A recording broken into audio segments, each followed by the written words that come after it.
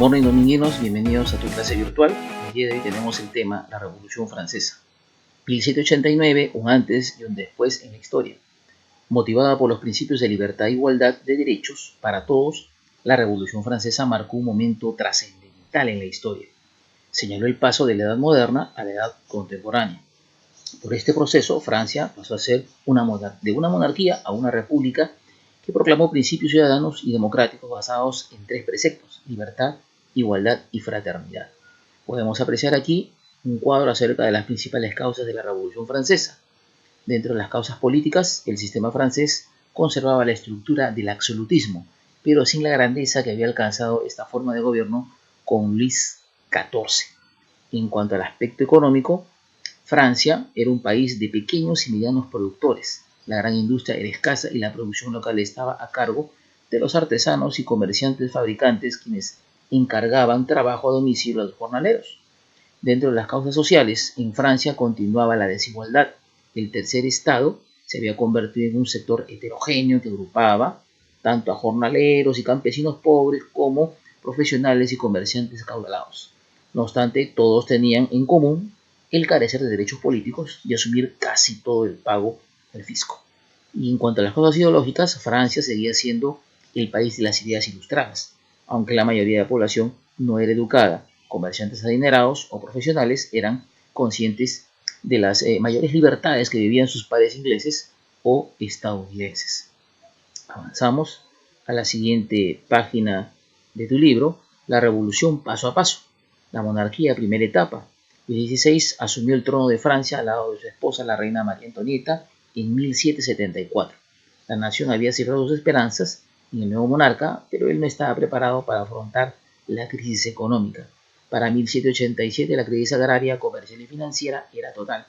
El rey, desesperado, convocó una junta de notables para estudiar una solución, pero no obtuvo resultados satisfactorios. Como consecuencia de esta crisis económica, las tensiones sociales ya existentes en Francia se pusieron justamente más difíciles. Los Estados Generales.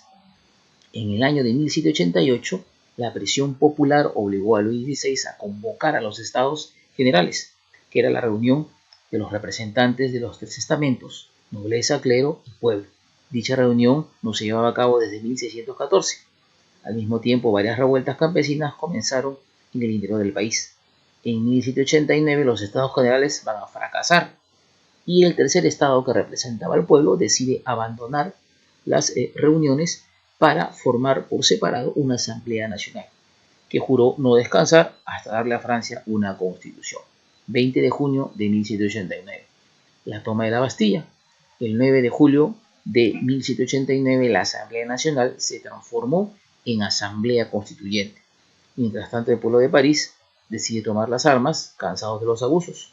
El 14 de julio del mismo año, día en que el precio del pan alcanzó niveles exorbitantes, la turba tomó la cárcel para presos políticos denominada la Bastilla.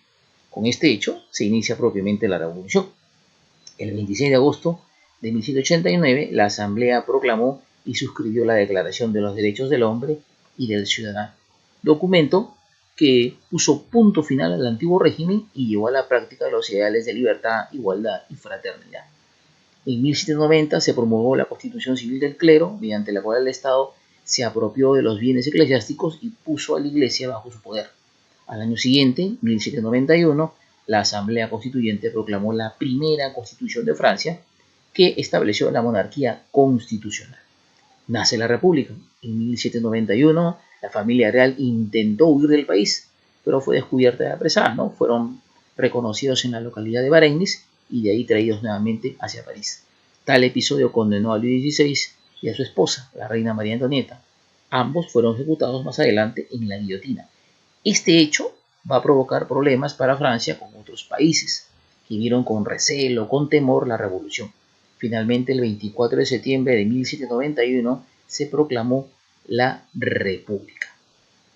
Muy bien, continuamos ahora con nuestro siguiente tema, titulado Segunda etapa de la Revolución Francesa. La Asamblea Legislativa.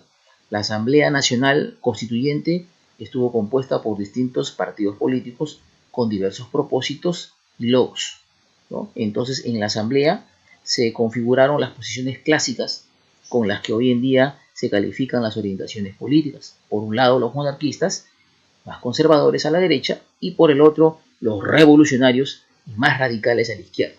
Entonces podemos apreciar en este cuadro quienes conformaban justamente esta asamblea: los monarquistas, los girondinos y los jacobinos. Los monarquistas, que eran reformistas y conservadores; girondinos, que eran los más moderados; y los jacobinos, que eran los más radicales. ¿Qué propósito buscaba la asamblea? Redactar una constitución para Francia, aplicar las ideas del liberalismo para el nuevo Estado, crear una monarquía constitucional, disolver los derechos feudales y de propiedad de la tierra y restringir, limitar los derechos del clero. ¿Qué logros obtuvo la asamblea? La aprobación de la primera constitución, la incorporación de una monarquía constitucional, la declaración de los derechos del hombre y del ciudadano, la constitución civil del clero, la abolición de los vínculos señoriales, la creación de la Guardia Nacional. A pesar de todo, la clase noble no se resignó a cumplir un papel secundario en la sociedad francesa y empezó a intrigar, a conspirar, en el exterior para derrocar al nuevo gobierno. Los monarcas de Inglaterra, Austria y Prusia pretendieron iniciar una invasión con la ayuda de los nobles franceses que estaban fuera del país. De esta manera, en abril de 1792, la Asamblea Legislativa Francesa declaró la guerra a Austria, y para el mes de septiembre del mismo año, justamente los franceses derrotan a los prusianos. Pasamos ahora a la siguiente página de tu libro y dice ahí: la revolución se radicaliza. Viendo cada vez más desprestigiada la monarquía y con los problemas desatados en el exterior, finalmente la Asamblea Legislativa va a ser disuelta y se crea una nueva asamblea, la Convención Nacional, 1792 al 95. Durante la República, la revolución se radicalizó. Se proclamó que la finalidad del gobierno era el bien común y que no bastaba con aprobar y promulgar los derechos, sino que era necesario hacerlos efectivos. Para ello se congeló el precio de los alimentos, se confiscaron las provisiones a los campesinos y especuladores, se abastecieron las ciudades, sobre todo a París, se abolieron los derechos feudales, se repartieron las tierras quitadas a la iglesia, se abolió la esclavitud en sus colonias y se redactó una constitución radical que otorgaba al pueblo el sufragio universal masculino, el derecho al trabajo, a la insurrección y al alimento. Y el 21 de enero de 1793 la convención decretó la muerte del rey Luis XVI, el cual fue ejecutado públicamente en la guillotina en la entonces llamada Plaza de la Revolución. Cuando el rey estaba conspirando con otras monarquías en el exterior, se le encontró justamente la correspondencia y el rey va a ser acusado de alta traición, por lo cual va a ser condenado a morir en la guillotina. La Guerra de la Vendée, 1793. Aunque en principio la nueva república contó con el apoyo del pueblo, algunas medidas fueron minando la simpatía de las clases más bajas. Por ejemplo, la congelación de precios produjo la depresión, la caída de los salarios. Además, buscando fortalecer el ejército, la convención decretó levas entre los sectores empobrecidos, que fue el detonante para un gran levantamiento en la región costeña de la Vendée. Lo que comenzó como un levantamiento campesino y de guerrillas, pronto adquirió rasgos de una verdadera guerra civil. La vieja nobleza y parte del clero se unieron a los vendianos en su rechazo al gobierno revolucionario, lo que le dio un carácter de golpe de Estado dirigido por la clase alta. Muy bien, amiguinos, hasta aquí entonces la clase por el día de hoy. Gracias.